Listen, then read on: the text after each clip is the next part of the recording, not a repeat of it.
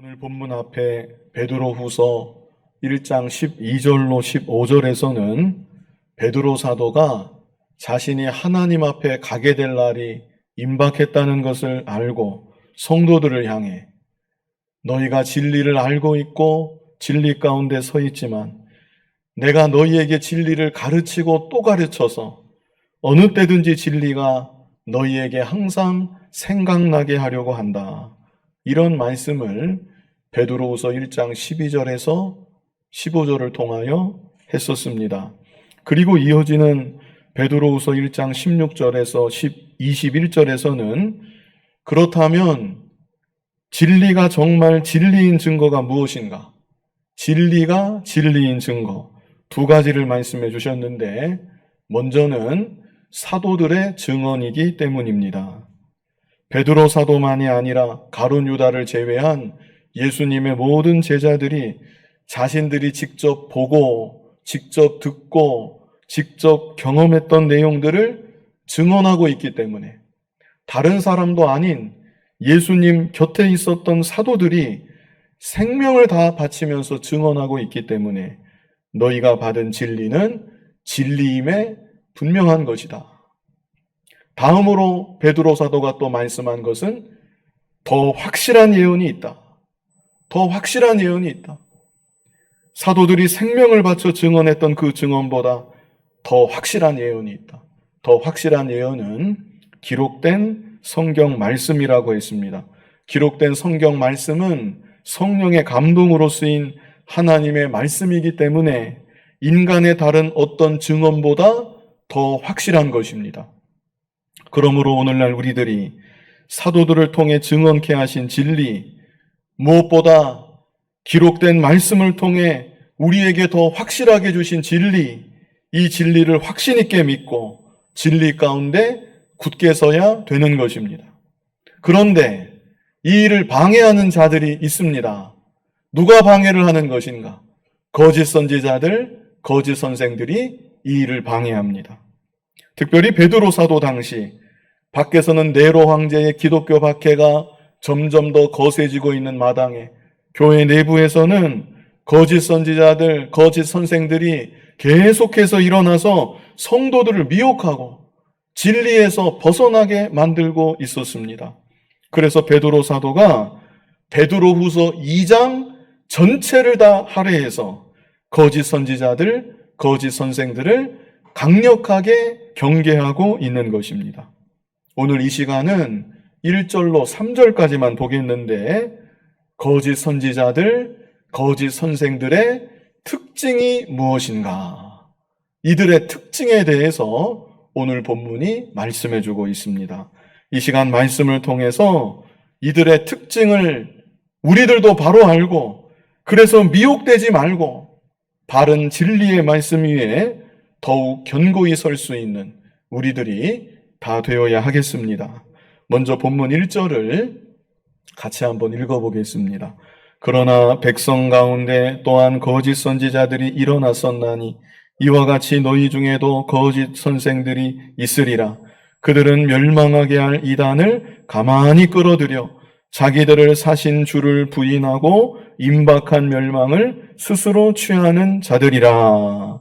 자, 먼저 1절 제일 앞을 보면 그러나 백성 가운데 또한 거짓 선지자들이 일어났었나니 이렇게 말씀하고 있지요. 이것은 과거의 역사를 말하고 있는 것입니다.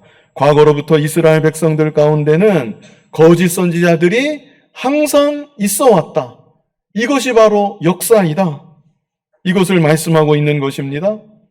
가장 처음은 에덴 동산에서부터 사탄은 뱀을 통해 진리를 왜곡시키고 진리를 아예 뒤집어서 하와를 미혹했었습니다.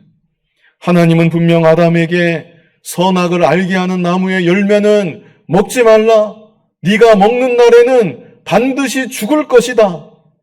하나님은 너무나 명확하게 똑똑히 말씀해 주셨는데 사탄은 뱀을 통해서 하와에게 교묘히 접근을 하고 교묘한 말로 하나님의 말씀을 의심하게 만들고 그러다가 마지막에는 너희가 결코 죽지 아니할 것이다. 하나님의 말씀을 아예 뒤집어 버리고 말았습니다. 그때로부터 사탄은 거짓 선지자들을 통해서, 거짓 선생들을 통해서 진리의 말씀을 계속 변질시키고 왜곡시키고 뒤집어 버리고, 그래서 하나님의 백성들로 하여금 타락하게 만들고 진리를 버리고 망하는 길로 걸어가도록 만들고 있는 것입니다. 구약의 이스라엘 백성들 가나안 땅에 정착하고 마침내 그들이 나라를 이루었습니다. 그런데 그 나라가, 그 이스라엘이 결국에는 이방 나라에 의해서 멸망당하고 말았습니다. 왜 멸망을 당했습니까? 그들이 하나님의 말씀을 버렸기 때문에 멸망당한 것인데, 그들이 하나님의 말씀을 버린 데에는 거짓 선지자들의 잘못된 가르침이 있었던 것입니다. 물론 하나님께서는 시대마다 하나님의 참 선지자도 보내주셨습니다. 그런데 문제는 하나님의 백성들이 참 선지자의 말보다는 거짓 선지자의 말을 더 좋아했다는 것입니다. 일단 수적으로 보더라도 참 선지자는 시대마다 그렇게 많지가 않았습니다. 반면에 거짓 선지자들은 훨씬 더 많았습니다. 게다가 거짓 선지자들은 듣기에 좋은 말만 해주었습니다. 죄를 지적하는 말, 책망하는 말, 그런 말 안 합니다. 양심의 가책을 주는 말, 그런 말은 안 합니다. 괜찮다고 안심시켜주는 말, 무조건 위로해주는 말, 욕심을 누르는 말이 아니라 오히려 욕심을 부추기는 말. 그래서 말씀에는 분명 맞지 않지만 일단 듣기에는 기분이 좋아지는 말. 거짓 선지자들은 그런 말을 주로 해주었던 것입니다. 그래서 과거 이스라엘 백성들이 거짓 선지자들을 좋아합니다. 거짓 선지자들 말 듣기를 좋아하고 그 말에 귀를 기울이고 하나님의 참 진리의 말씀은 버리고 거역하고, 그러다가 결국에는 이스라엘 백성들이 이방 나라에 의해서 멸망당하고 말았던 것입니다. 그런데 신약시대 교회도 똑같다는 것입니다. 하나님은 교회가 진리이신 예수 그리스도 위에 기록된 성경 말씀, 영원 불변의 진리 위에 세상 물결과는 상관없이 흔들리지 않고 굳건히 서나가기를 원하십니다. 그러나 사탄이 거짓 선생들을 끊임없이 보내는 것입니다. 거짓 선생들을 통해 말씀을 잘못 가르치게 하고, 그래서 성도들을 미혹하고 진리를 무너뜨리고 교회가 세상 물결에 휩쓸려 가도록 만들고 있는 것입니다. 특별히 말세가 가까워지면 거짓 선생들이 더 많이 일어날 것이다. 성경은 분명히 이렇게 경고하고 있습니다. 예수님께서도 세상 마지막에 대해서 마태복음 24장에 구구절절 말씀하신 일이 있었는데, 가장 처음 하셨던 말씀이 무엇이었는가? 예수님이 가장 처음에 하셨던 말씀, 제일 먼저 하셨던 말씀이 너희가 사람의 미혹을 받지 않도록 주의하라. 하도 많은 거짓 선지자들이, 하도 많은 거짓 선생들이 일어나겠기에 너희가 사람의 미혹을 받지 않도록 주의하라. 예수님께서도 이런 말씀을 남기셨던 것입니다. 그러므로 오늘날 우리들이 정신을 바짝 차려야 합니다. 정신을 바짝 차려야 되고 분별력을 가져야 되고, 그래서 이 시대 거짓 선지자들, 거짓 선생들의 미혹에 결코 빠지지 말아야 되는 것입니다. 그렇다면 그들에게 나타나는 대표적인 특징은 무엇인가? 오늘 본문이 거기에 대해서 말씀해주고 있는데 우리가 이 특징을 잘 알아야 됩니다. 자, 첫 번째 특징은 가만히 비진리를 가지고 온다입니다. 가만히 비진리를 가지고 온다. 여기서 먼저 눈여겨볼 것은 가만히입니다. 가만히. 아예 대놓고 처음부터 거부감이 확 들도록 그런 말을 하지는 않는다는 것이죠. 어떻게 합니까? 가만히. 여기서 가만히 하는 것은 교묘하게, 이런 뜻이 있습니다. 교묘하게, 또 은밀하게, 이런 뜻도 가지고 있습니다. 그래서 별 생각 없이 몇 번 대화를 나누다가 보면, 교제를 몇 번 지속하다가 보면 어느새 내 마음속에, 그리고 교회 안에 비진리를 교묘하게, 이단적인 사상을 교묘하게 뿌리고 마는 것입니다. 그리고 1절 중반부에 보면 가만히, 그런 구절이 있죠. 1절 중반부에 가만히, 그리고 그 뒤에는 또 뭐라고 했습니까? 가만히 끌어들여 그랬습니다. 끌어들여, 이 말이 또 중요합니다. 여기서 끌어들여, 이것은 외부에서부터 가지고 들어오는 것을 말합니다. 끌어들여, 외부에서부터 가지고 들어온다.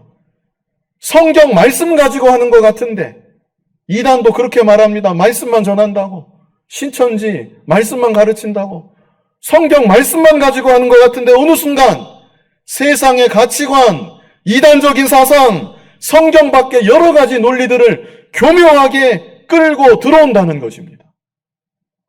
2000년대 초중반 미국에서는 동성애가 죄인가, 죄가 아닌가, 이런 논쟁이 교계에서 격렬하게 벌어졌던 일이 있었습니다. 그때 하버드 대학교 윤리학과 교수는 성경의 구구절절을 강의하면서 그러므로 결론, 동성애는 죄가 아니다, 이런 소논문을 발표하기도 했었습니다. 그때로부터 약 15년 정도가 지금 지났는데 지금 우리나라에도 동성애는 죄가 아니다, 이렇게 말하는 목사들이 있습니다. 그리고 신학자들, 공부 많이 한 신학자들, 외국에서 박사학위, 그 학교도 보통 학교가 아니라 좋은 학교에서 박사학위 받은 신학자들 가운데 제가 입이 근질근질한데 그런 사람이 있습니다. 옥스퍼드에서 박사학위 받고 동성애는 죄가 아니다, 이렇게 말하는 신학자도 있습니다. 이제 점점 더 그 수가 많아질 것입니다. 그런데 그들도 뭐 가지고 그렇게 말합니까? 성경을 가지고 그렇게 말한다는 것입니다. 성경 가지고 공부 많이 한 사람이 성경을 해석하는 것처럼 하면서 그러므로 동성애는 죄가 아니다. 그렇기 때문에 사람들이 혼돈하는 것입니다. 심지어 잘못하면 미혹받을 수도 있는 것입니다. 그러나 그들의 말은 성경을 가지고 하는 말인 것 같지만 세상의 잘못된 가치관, 불신사상 교묘히 끌고 들어와서 성경의 근본 진리를 왜곡하고 변질시키는 것입니다.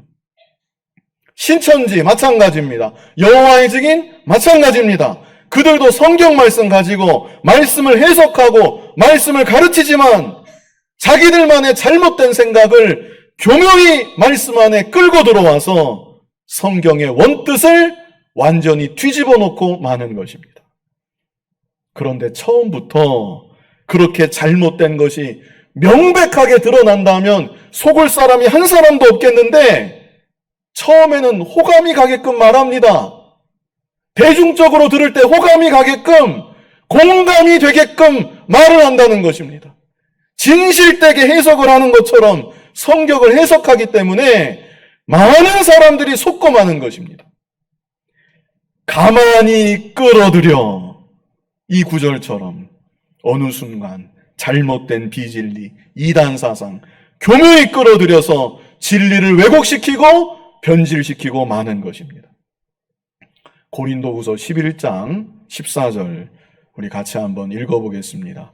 고린도후서 11장 14절, 이것은 이상한 일이 아니니라. 사탄도 자기를 광명의 천사로 가장하나니. 사탄도 자기를 어떻게 가장을 한답니까? 광명의 천사로 가장한다. 환하게 빛이 나는 거룩한 모습으로 사탄이 자기 모습을 그렇게 꾸밀 수가 있다는 것입니다. 심지어 15절, 우리 15절 같이 한번 읽어보겠습니다. 그러므로 사탄의 일꾼들도 자기를 의의 일꾼으로 가장하는 것이 또한 대단한 일이 아니니라. 그들의 마지막은 그 행위대로 되리라. 사탄만 그런 것이 아니라 사탄의 일꾼들, 그들도 자기를 의의 일꾼으로 가장하는 것이, 그 다음에 뭐라고 말씀합니까? 대단한 일이 아니니라. 다시 말하면 이건 일도 아니다. 너무나 쉬운 일이다. 자기 자신을 포장하는 거, 자기 자신을 의로운 사람으로 가장하고 그렇게 나타나 보여주는 거, 그거는 일도 아니다. 너무나 쉬운 일이다. 그러므로 우리들이 정말로 깨어있지 않으면 바로 분별할 수가 없습니다. 미혹될 수도 있다는 것입니다. 마태복음 7장 15절을 보면 예수님도 말씀하셨습니다. 우리 같이 한번 읽어보겠습니다. 거짓 선지자들을 삼가라. 양의 옷을 입고 너희에게 나오나 속에는 노략질하는 일이라. 무슨 옷을 입고 우리에게 나온대요? 양의 옷을 입고 나온다. 양의 옷을, 겉으로만 보면 양입니다. 그러나 속에는 노략질하는 일이라. 그렇다면 양의 옷만 입고 속은 가짜인지 아니면 속도 진짜 양인지 그걸 우리가 어떻게 알 수가 있겠습니까? 겉으로만 보면 분명히 양인데 속을 어떻게 뒤집어서 우리가 알 수 있겠습니까? 그래서 예수님이 16절로 18절에 계속 말씀해 주십니다. 우리 16절로 18절 같이 읽어보겠습니다. 그들의 열매로 그들을 알지니 가시나무에서 포도를 또는 엉겅퀴에서 무화과를 따겠느냐. 이와 같이 좋은 나무마다 아름다운 열매를 맺고 못된 나무가 나쁜 열매를 맺나니 좋은 나무가 나쁜 열매를 맺을 수 없고 못된 나무가 아름다운 열매를 맺을 수 없느니라. 자, 무엇을 보면 알 수가 있다는 것입니까? 열매를 보면 알 수가 있다. 열매 맺혀지는 것을 보면 다 드러나고 알게 된다. 그렇다면 거짓 선지자들, 거짓 선생들, 그들에게는 도대체 어떤 열매가 맺혀지는 것일까? 자, 이제 두 번째부터 네 번째까지 거짓 선지자들, 거짓 선생들의 특징을 계속 말씀하기도 하지만 두 번째부터 네 번째까지는 눈으로 확인할 수 있는, 겉으로 드러나는 열매이기도 합니다. 두 번째부터 네 번째까지는 열매이기도 하다. 두 번째가 무엇입니까? 예수님의 주되심을 부인한다. 말씀드린 것처럼 이것은 직접 나타나는 열매이기도 한 것입니다. 쉽게 말해서 예수님이 하나님이신 것을 부인합니다. 예수님이 하나님이신 것을 부인한다. 신천지, 예수님 하나님이신 거 부인합니다. 여호와의 증인, 예수님 하나님이신 거 부인합니다. 성경을 구구절절 잘 가르치는 것 같고 너무나 이치에 맞게 들으면 들을수록 고개가 저절로 끄덕여지는데 마지막에 가서 예수님이 하나님이심을 부인한다. 그렇다면 그것은 망설일 것도 없이 100% 이단이다. 우리가 이렇게 분별할 수 있다는 것입니다. 성경의 가르침의 핵심은 예수 그리스도를 믿는 것입니다. 예수 그리스도가 누구신지, 예수 그리스도가 어떤 일을 하셨는지, 지금도 어떤 일을 하고 계신지, 장차 어떤 일을 하실지 예수 그리스도와 예수 그리스도의 사역에 대해서 믿는 것, 그것이야말로 성경 가르침의 핵심이고 우리 신앙 고백의 본질인 것입니다. 예수 그리스도가 누구십니까? 태초로부터 계셨던 성자 하나님이십니다. 예수님은 하나님이십니다. 그런데 그 하나님께서 이 땅에 사람의 몸으로 성육신하사 찾아와 주셨고 우리의 죄를 대신 지시고 십자가에 못 박혀 달려서 죽으셨고 사흘 만에 부활하셨고 승천하셨고 지금도 하나님 보좌 우편에서 우리를 위하여 중보하고 계시고 그리고 세상 마지막에 심판주로 우리 예수님이 다시 이 땅에 오시는 것입니다. 우리는 그 예수님을 나의 주님으로 믿고 고백하는 것입니다.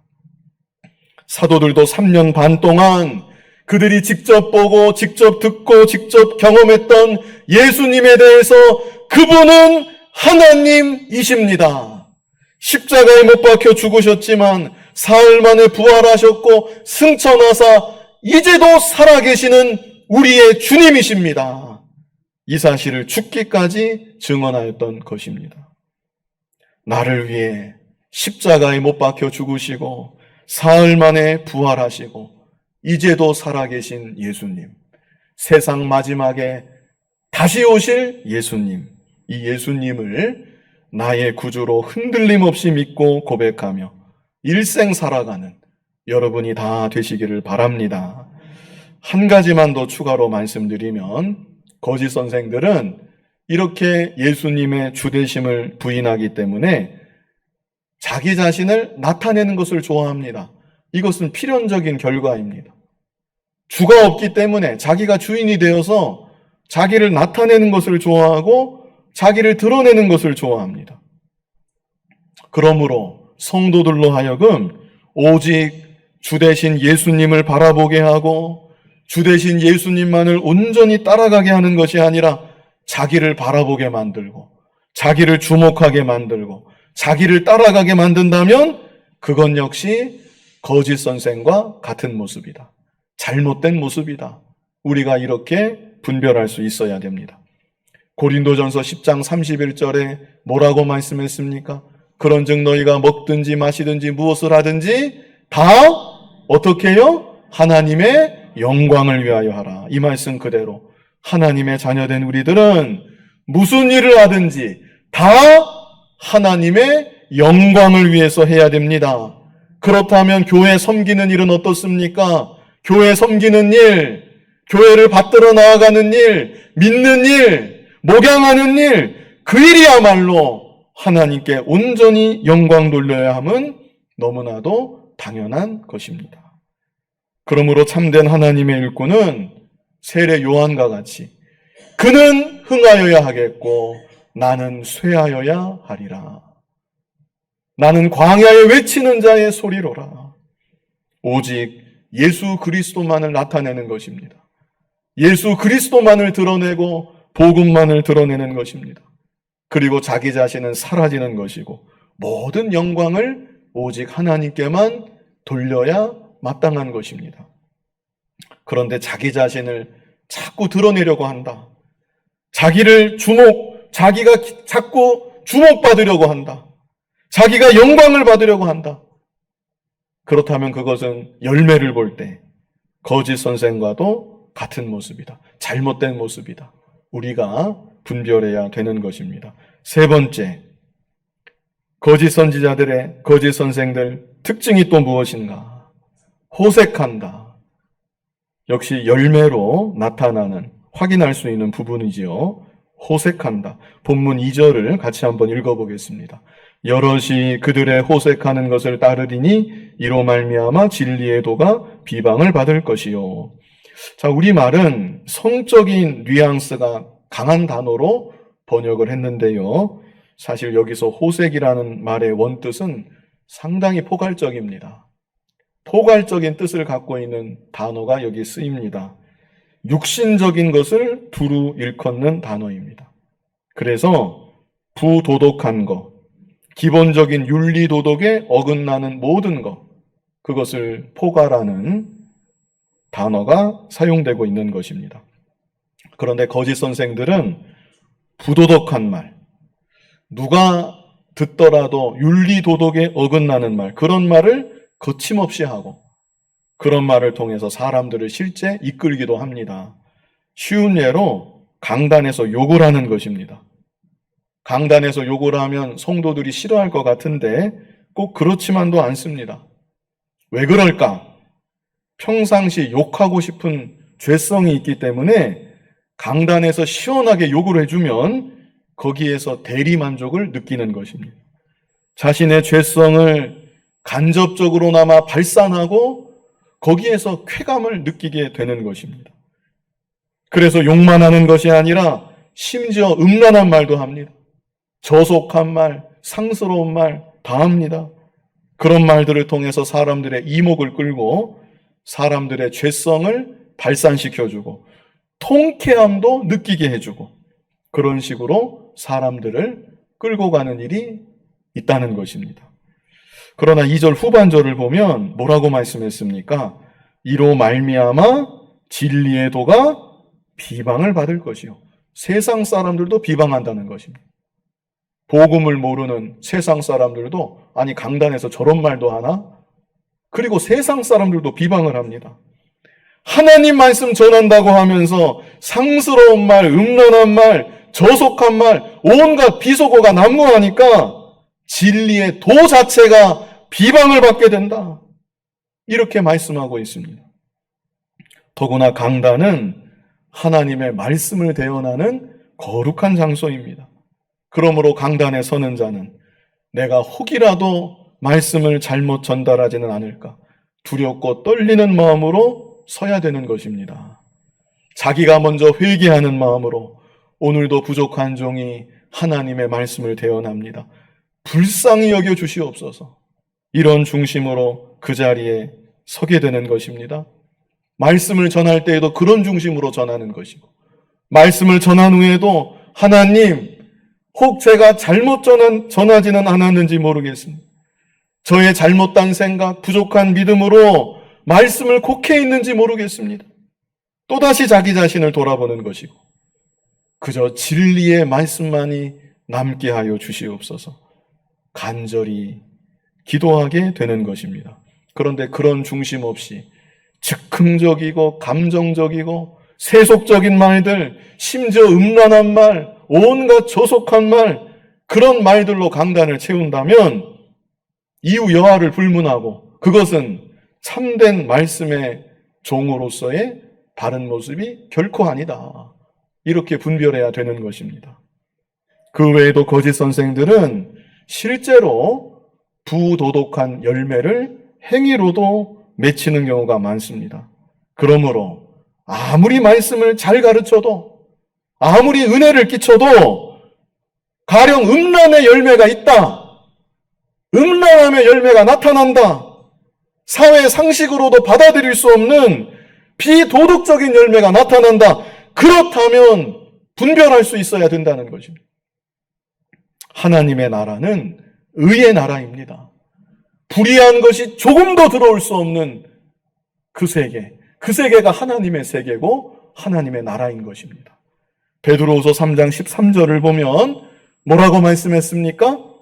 우리는 그의 약속대로 의가 있는 곳인 새하늘과 새 땅을 바라보도다. 새하늘과 새 땅에 대해서 말씀하면서 뭐가 있는 곳이라고 여기 말씀합니까? 의가 있는 곳인 새하늘과 새 땅. 이 세상은 다 불의합니다. 깨끗한 것 같아도 오염되어 있고 의로운 것 같아도 불의한 것이 섞여 있는 것이 이 세상입니다. 그러나 하나님의 나라는 불의한 것이 조금도 없는 완전한 의만 있는 세계. 그 세계가 바로 하나님의 세계고 하나님의 나라인 것입니다. 그러므로 이것은 의의 열매가 아니다, 불의의 열매이다, 이렇게 나타난다면 분별할 수 있어야 되는 것입니다. 마지막 네 번째는 탐심으로 행한다입니다. 탐심으로 행한다. 이것도 역시 나타나 보여지는 것이죠. 열매로 알 수 있는 것입니다. 본문 3절 같이 읽어보겠습니다. 그들이 탐심으로써 지어낸 말을 가지고 너희로 이득을 삼으니 그들의 심판은 옛적부터 지체하지 아니하며 그들의 멸망은 잠들지 아니하느니라. 탐심이 어떤 마음이죠? 말 그대로 탐하는 마음이 탐심이죠.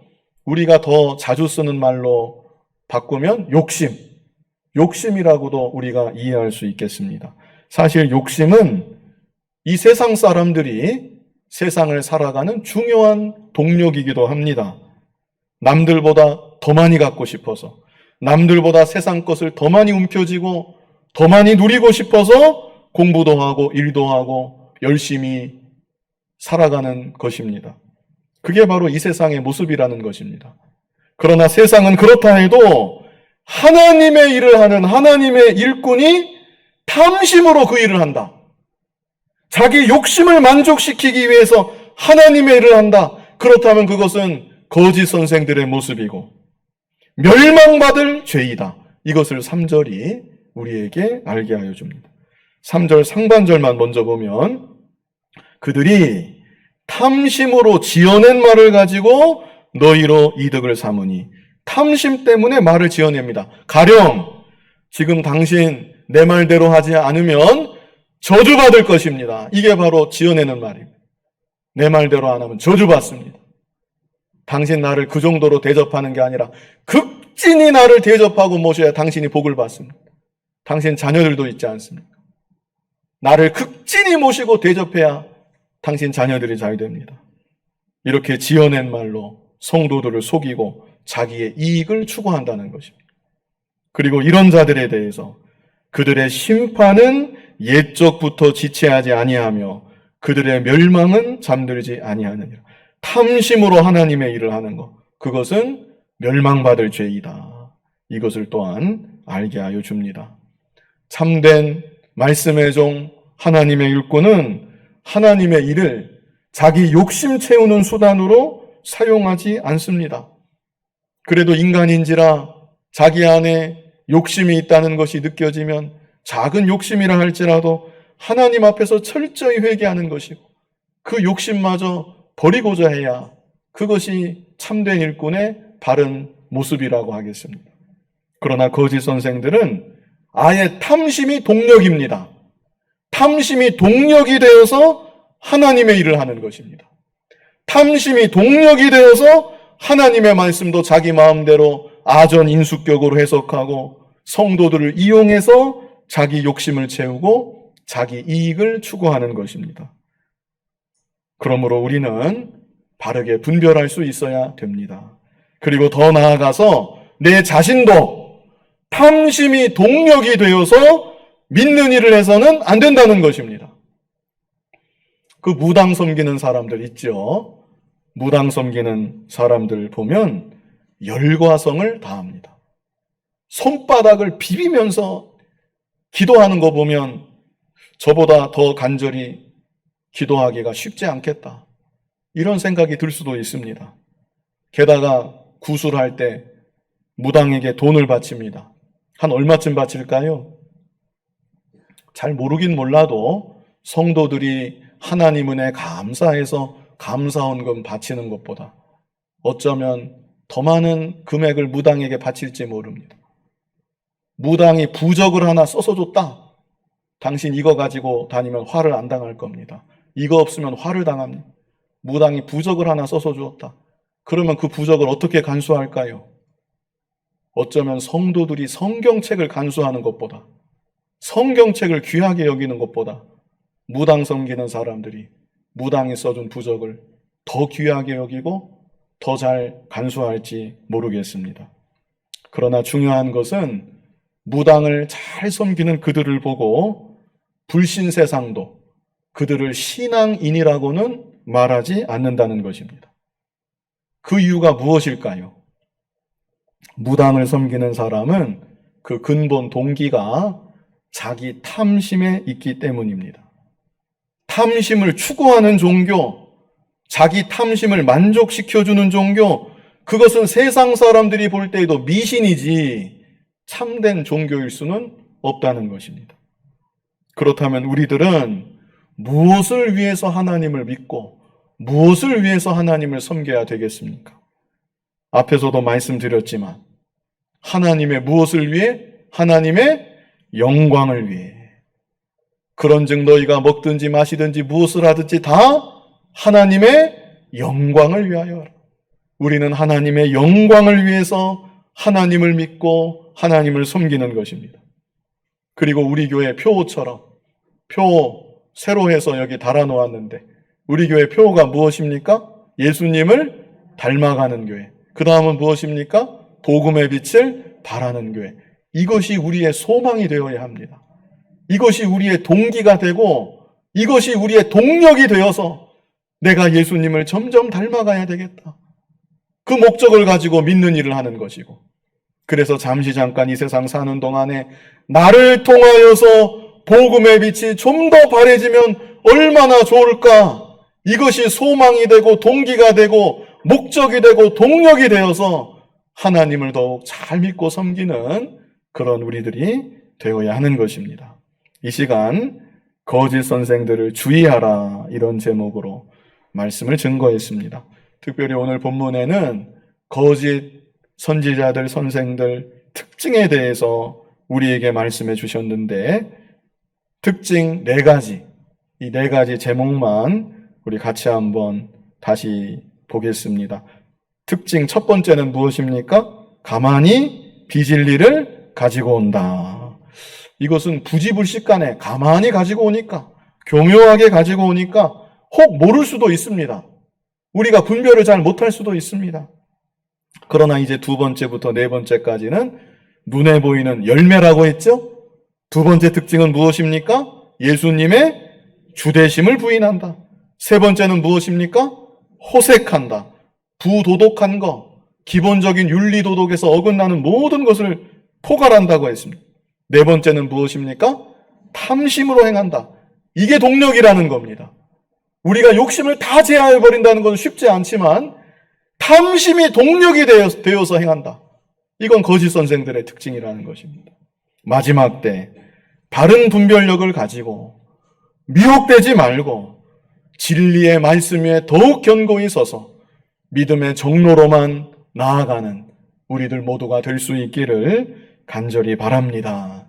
거룩하신 아버지 하나님, 마지막 때 거짓 선지자들, 거짓 선생들이 많이 일어난다고, 그러므로 너희가 미혹되지 않도록 주의하라고 예수님께서도 말씀해 주셨는데, 미혹되지 않게 하시고 진리의 말씀 위에 흔들림 없이 서게 하여 주시고 좌로나 우로나 치우치지 아니하고 믿음의 정로로만 끝까지 걸어가는 우리들 모두가 되게 하여 주시옵소서. 예수님 이름으로 기도하옵나이다. 아멘.